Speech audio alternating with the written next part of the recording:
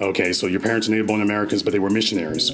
So they were in Asia. Right. And I assume they spoke Japanese also? Yes. Mm-hmm. Not as well as I do. Were they Christian missionaries? Christian missionaries. Personal question, how do they feel about your views? Well, they both did. Okay. Yes. I mean, but then, did they know, or? Well, of course they do. I mean, it's hard to keep it a secret. Right, I mean, was that ever an issue? No, well, my parents did not agree, but it was never an issue. How is Christianity compatible with the principle of a white ethno-state? Why would it not be? Well, because loving your neighbor as you love yourself, you can't say that we're not equals. How can you love your neighbor as yourself if you come to the table saying, by the way, I've got superiorities in intellect over you? Because it's like with your... You still love someone whose intellect is not the same as yours. You have plenty of people that you know and like whose intellects are different from yours. And also, if you love your neighbor as yourself, you might decide that it's best for you and your neighbors both to build a wall, for example. Or it'd be best to, go our separate ways. How do we help our neighbors if we build a wall between us and our neighbor? Because if there's some irreconcilable conflict between the two, you might be better off that way. But the Christian principle is that we have to resolve our conflicts. How can we be brothers if we don't? Well, after the Tower of Babel, everyone was sent to their different places because there were different languages. Right, and I think that the point of that story was that things became worse. They had to get their languages split up. They're now no longer homogenous. That was a punishment. Splitting up the languages was a punishment to them because they were already doing something wrong. I'm going to punish you and make life harder for you now that you're all divided. I think Christianity is not incompatible with people going their separate ways. I don't think there's anything in Christianity that requires people to mix with people that they don't want to mix with.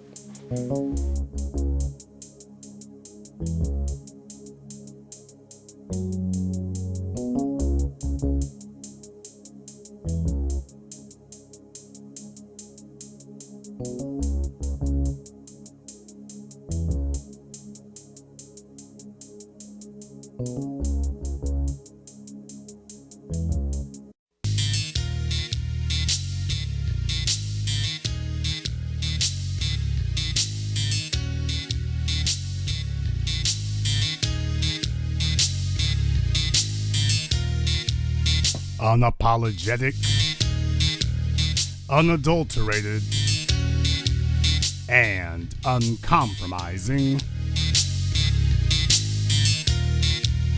Greetings, brothers and sisters from around the world, and welcome back to the home, the haven, the stronghold, and the everlasting superfortress of intelligent black thought. This is the BlackChannel.net radio program, and I am, of course, your host, your brother, your humble servant, the Black Authority. Glad to have you all with us here this evening as we have been discussing on the subject of white man's religion, black man's hobby. As you just heard from the exclusive clip that we played for you from our upcoming documentary, Race War. Tickets are flying off the shelves. I encourage everybody to get theirs now, especially those of you in the New York area there. You just heard what Jared Taylor had to say. And that's just the tip of the iceberg, by the way. A whole lot deeper it goes than that. Things that people simply have never asked before. That's exactly what you're going to get from us, because you have to understand something here. There's a reason why we as black people have been incredibly ineffective at fighting these things, because we don't actually know what in the world we're actually fighting. We don't know what in the world it is we're actually going up against. And because we don't, we sit up and say stupid things like, well, I already know what it's about. I already know what it's for. No, you don't know what it's about, and you don't know what it's for. You can't possibly, because if you did, then you would already be effective at countering it. And since you have not been effective at countering it and have been unable to do so, that's your proof of it. We love to sit around and talk about a bunch of stuff we can't actually do. We like to say that the fight's already over. You're getting your ass kicked sideways, telling people that the fight's already over. I got this. You look like Leon Spinks when Mike Tyson knocked him out. Oh, don't worry, I'm doing good. Man, sit your ass on this stool. The fight's over. You lost.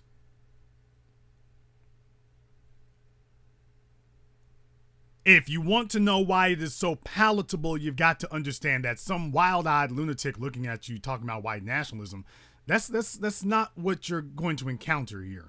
That's never what you're going to encounter.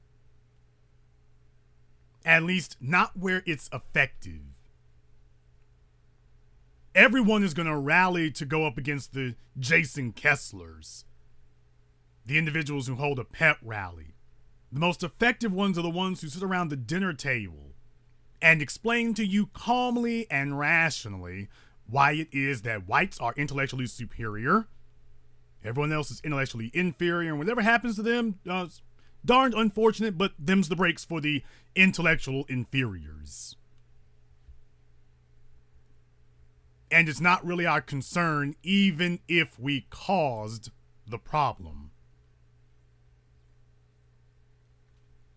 I was with other people. I did not actually watch Aretha Franklin's funeral.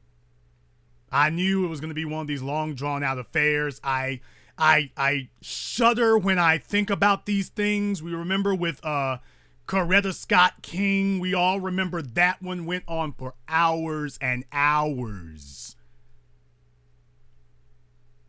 I mean, you needed a colostomy bag. It went on for hours and hours. It was really kind of embarrassing.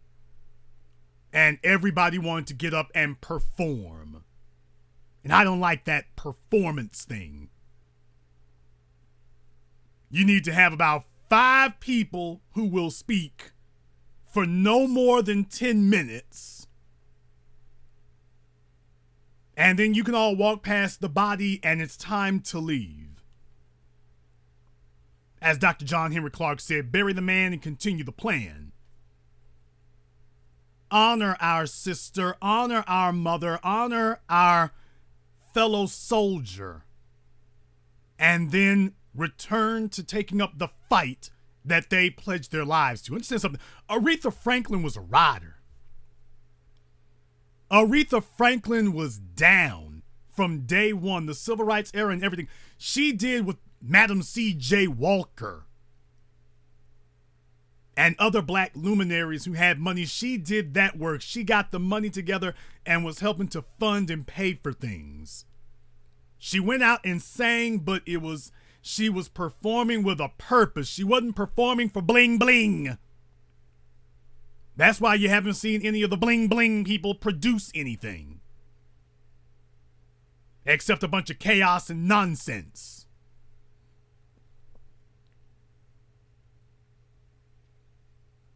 A very entertaining group of failures. Aretha Franklin understood where she was within a system of white supremacy. Aretha Franklin understood that. And that's what you didn't hear at her funeral. And I want to talk right now about this so-called black clergy, your so-called black preachers. You see, there used to be a time, and the Black Channel was the first place to ever say this. When I said it a decade ago, it was sacrilege.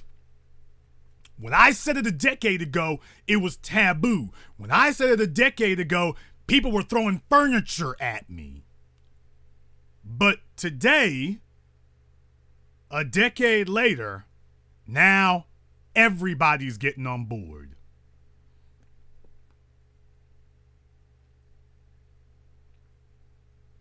A decade ago, I told you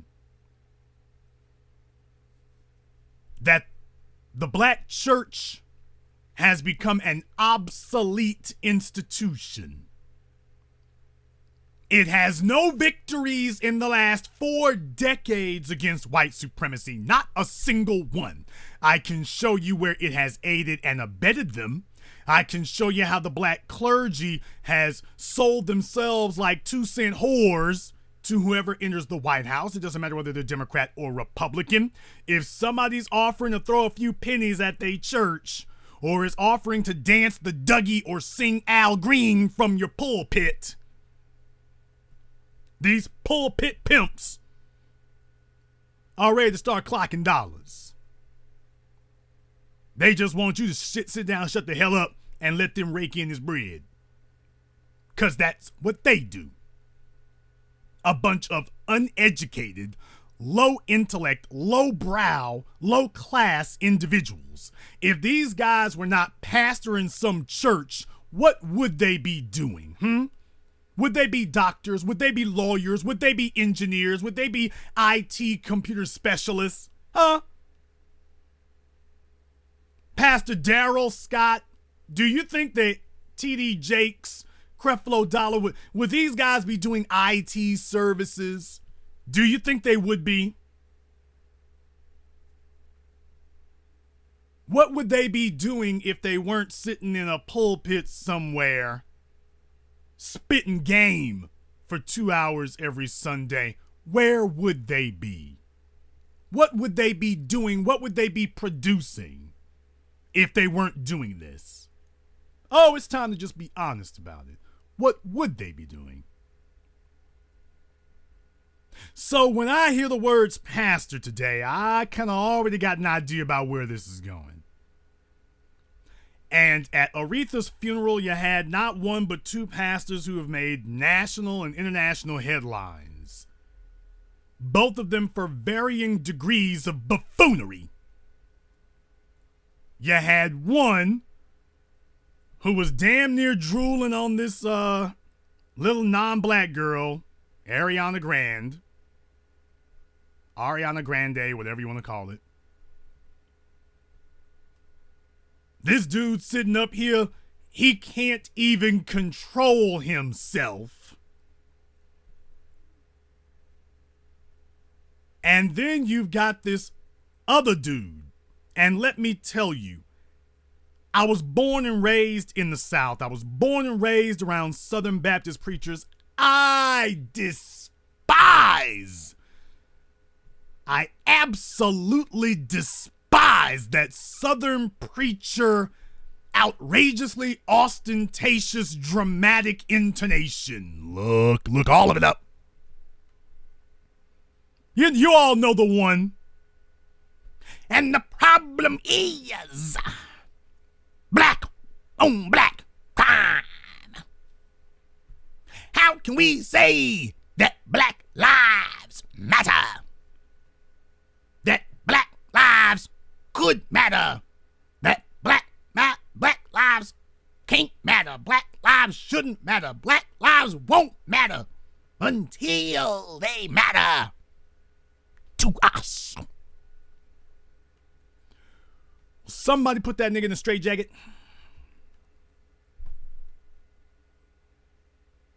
Somebody.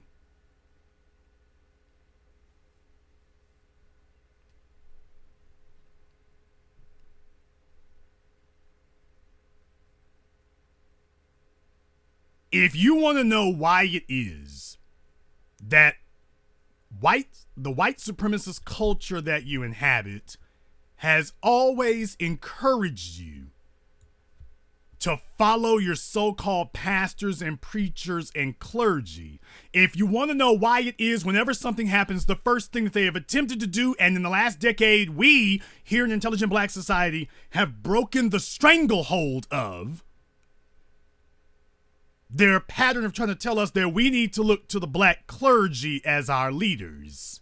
If you want to know why that is that we don't, Aretha Franklin's funeral illustrates perfectly why it is that we, as black people today, do not look to the black church or the black clergy for leadership on anything. You got one dude sitting up here drooling, lusting for non-black sex, and then you've got another one up here telling you that the problem is not white supremacy, but the problem is black people, as he stands over the body of Aretha Franklin. Let me tell you all right now, if if it's my funeral and somebody stands up and does something like that, you have my permission to get up and give that Negro the business with billy clubs. You've got my permission. Don't anybody sit up and yell and scream. Tell him Jason would have wanted this. This is what Jason would have wanted. Right here. Make a statement that we will be uncompromising.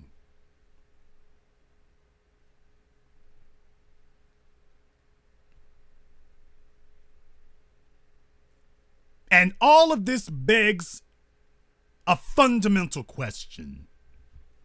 All of this begs the fundamental question of exactly what is it? Tell me what the threat to white supremacy was that you heard there. Tell me what the threat was. Now, notice I'm not talking about who was singing well and who wasn't. You're focused on the wrong things. We're supposed to be seeing our soldiers. Beware of people who focus on entertainment. We are at the most dangerous precipice in African history. And folks want to discuss about who was the best singer.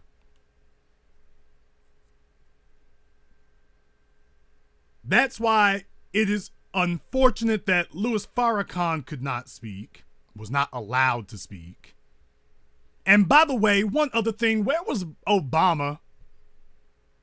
I know he was at McCain's funeral. By the way, your first so-called black president, when Aretha Franklin died, where was he? I don't know. Maybe he didn't feel like he could take selfies with anybody like he did at Nelson Mandela's funeral. You remember when Obama was taking selfies with the British Prime Minister at Mandela's funeral. Because that's what you do at a funeral. I think the problem that Obama had with Aretha Franklin's funeral is it was a bit too black. And it's about time that we acknowledge that a bit too black. That's when you find out how some of these people with split allegiances, that their backgrounds make it where, blackness is something they might have a problem with. When it's time to start speaking up on these things, they don't say anything. Cardi B does an absolutely gut-wrenchingly disrespectful, quote, comedy skit, Real Housewives of the Civil Rights Movement. She's supposed to be Coretta Scott King, talking about hoes this, and everybody wants to sleep with my husband, Martin. I'm looking to see where your Latinas are, your so-called Afro-Latinas are, to stand up and condemn Cardi. We're still waiting. Everybody wants to be black when it's convenient. Our job is to make sure that it's not convenient. You got to stand up for it when it feels good. You got to stand up for it when you know you're going to face backlash. But we also need to get people to let us know where they really stand. Because they get around black folk and all of a sudden they're black. As soon as they leave our presence or think that they can control it themselves, where they're more comfortable by themselves, behind their keyboard, behind their cell phone, they're not going to stand up for nothing if they don't think, if that's not what they really believe. They're not going to stand up for it if that's not what they really believe. Goes for Cardi B, and it goes for Aretha Franklin. If they don't truly believe in Aretha as a black woman in the context of black people's struggle for freedom, justice, and equality, then you're going to see them disappear. Where was your so-called black president? Where was his wife? Where were his children? They're both of legal age. Where was Obama? Where was Michelle? Where was Sasha? Where was Michaela? Where were they? These are basic questions I'm asking. Where were they? You see, they'll sit up here and tell you Aretha Franklin, R-E-S-P-E-C-T. They're not going to talk about the civil rights years. They're not going to talk about the struggle. They're not going to talk about the soldier. And unfortunately, at her own funeral, neither did most of the people who were talking. Most of them. Not all of them now. I don't want to say all of them.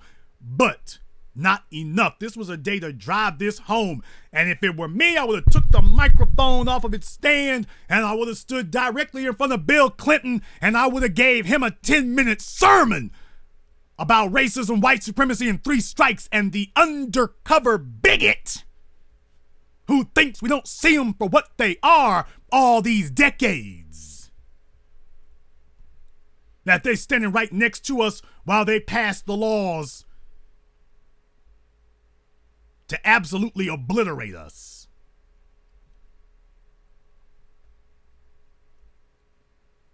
But that's just me. In any case, if you want to know why it is that we don't support the black church as you know it today, it's because it has become a worthless, obsolete, and quite frankly, treasonous institution. Not only does it not serve black people's interests, it actually actively serves white supremacist interests. When you have taken the occasion of this woman's death and you do not highlight her place, position, and existence as a black woman in focus of the struggle of black people, then that is treason against black people. That's treason. And that will explain to you why it is that they want us to focus on religiosity. I don't even want to point the fingers squarely at Christianity when we talk about religiosity, but Christianity in particular, because that's the one that they are most familiar with, and thus is the one that we are most familiar with. And we see things through the eyes of white people. As black people, we see ourselves and we see the world through the eyes of white people. And because that's how we see the world, then if they say it's positive, we say it's positive. And if they say it's negative, we say it's negative. But there is not an independent determination that we've made on our own. And when people like me start talking independently, all of a sudden folks get scared. Now, I put up a post on Facebook earlier today that said 2 black pastors at Aretha's funeral. One was a reckless skirt chaser, the other a full-blown ruckus. That's the church today. It's gotten hundreds of likes, dozens of shares, but absolutely right on cue, there was some gray-haired Negro, obvious lifelong failure. And this is what he said. He said, "Do you know the skirt chaser? Have you researched him, or are you jumping on the bandwagon?"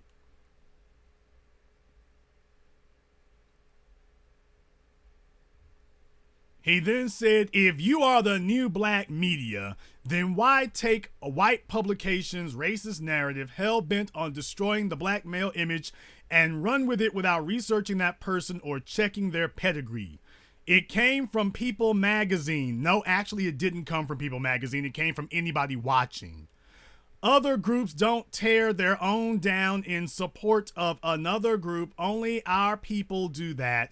All I'm saying is investigate and not trust someone else's source." Now, he's put all this in all caps, by the way. This guy is sitting up here talking stupid as you please, but that comes to the next point here. I gotta bring this back around, gotta bring this full circle. These pimps in the pulpit who have been so effectively communicating the white supremacist line would not be as good at this as they are or able to do what they do if there was not an appetite for it in black society, and particularly among black women, because he wouldn't have thrown his arm around Ariana like that. He would not have done that if he felt there would be consequences. But more importantly, and this is why I want you to remember this most of all, he would not have done that if that wasn't his regular practice with the females in the church where he is now. And that's why you got boot-licking, butt-dancing, bum-crumb-eating Negroes like this clown on my post talking like that, because he doesn't get female attention and he sees a guy who does, and that's all that really matters to him. He has been a failure socially, he's been a failure socioeconomically, he has been a failure politically, But if we can lay up with somebody, well, at least I was able to conquer this heifer here. And sexual power is a power, right? That's what he tells himself. Sexual power is a power, right?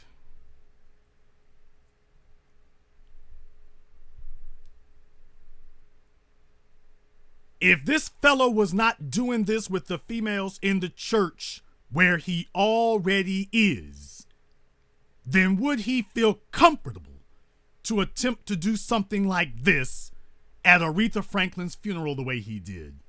If he felt there would be consequences, if it wasn't that it was already condoned where he comes from, if it wasn't already condoned, if this wasn't already standard practice, I submit to you he would not have done this if it wasn't already standard practice.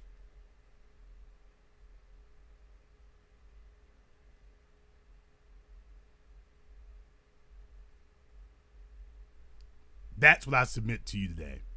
He would not have done that if it were not already standard practice.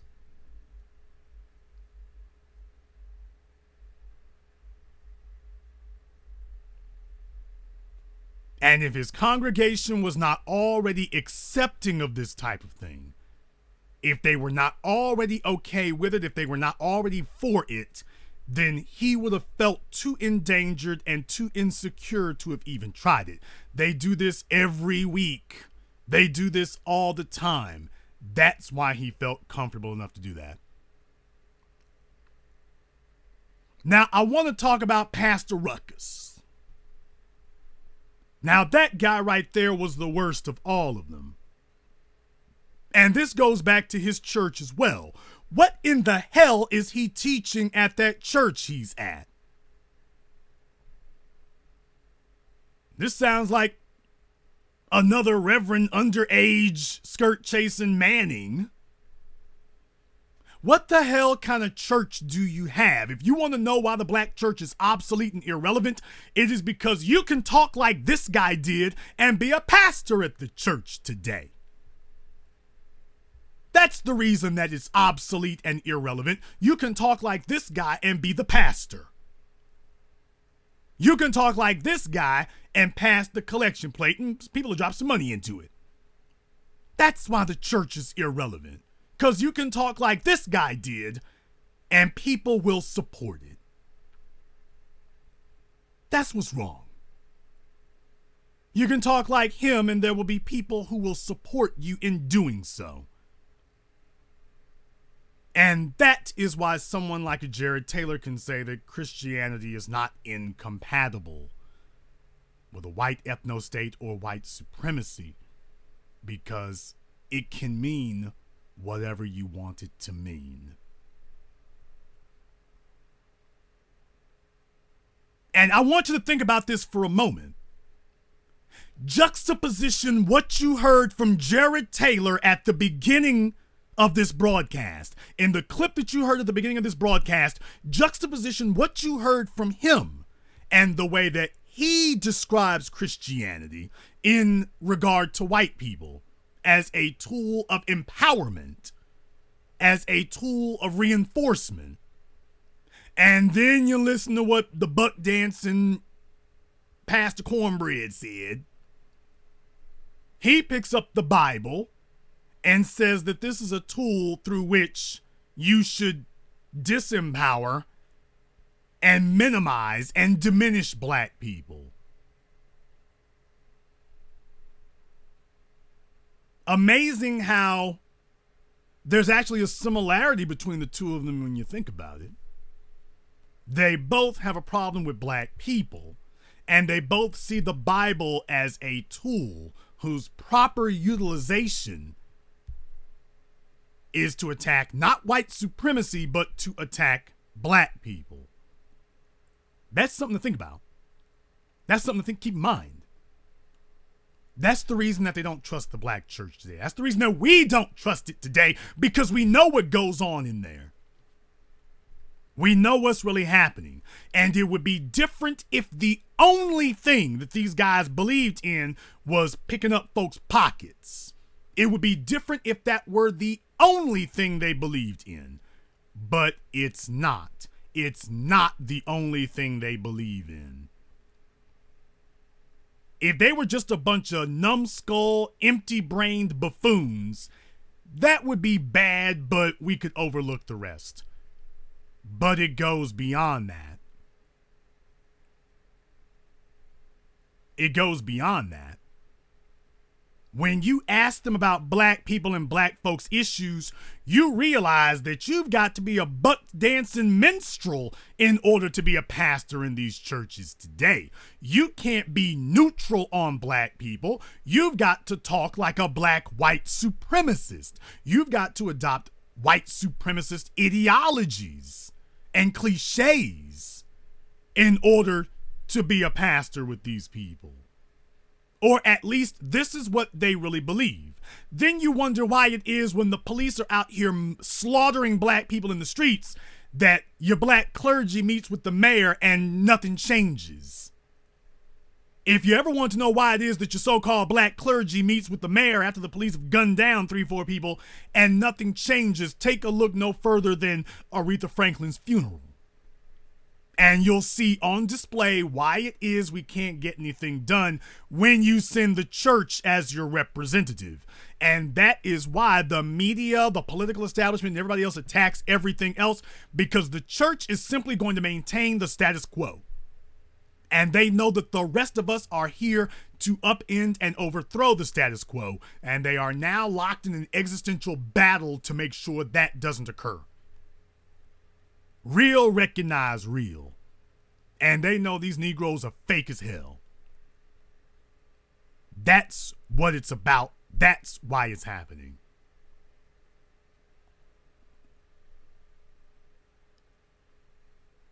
New York to LA. The tickets for Race War are now on sale. Get in while you still can. And by the way, you heard him at the beginning of this broadcast. There will be a live Q&A session following the screening of Race War in New York on October 13th at the SVA Theater. Seating is very limited at this time. We're coming up on the last batch of tickets that are available now. You have been warned. Brother Kaba will be there. Jared Taylor will be there. I don't know if I'll be there, but it's possible. I do have to say, by the way, it's possible I could show up. We'll see how it goes. October 13th, New York City Race War. October 18th is opening nationwide. October 20th, we're going to close out with the screening in Los Angeles with Judge Joe Brown, and some other special guests will be there also. So from East Coast to West Coast and all points in between, the Midwest, the South, the Deep South, I want everybody to be there. This will be history in the making. This will be our message to them. That your obsolete institutions are being moved aside and an effective institution is being put in its place. Welcome to the new black media. Go to our website, racewarmovie.com. That's racewarmovie.com. And also go to our website, blackchannelfilms.com, to see our previous documentary work, 7 a.m. and Gentrified, Ethnic Cleansing American Style. And this concludes tonight's broadcast of the BlackChannel.net radio program. I am your host, your brother, your humble servant, the Black Authority. And until next time, my brothers and my sisters from around the world, remember, black is the future, and the future is absolutely uncompromising.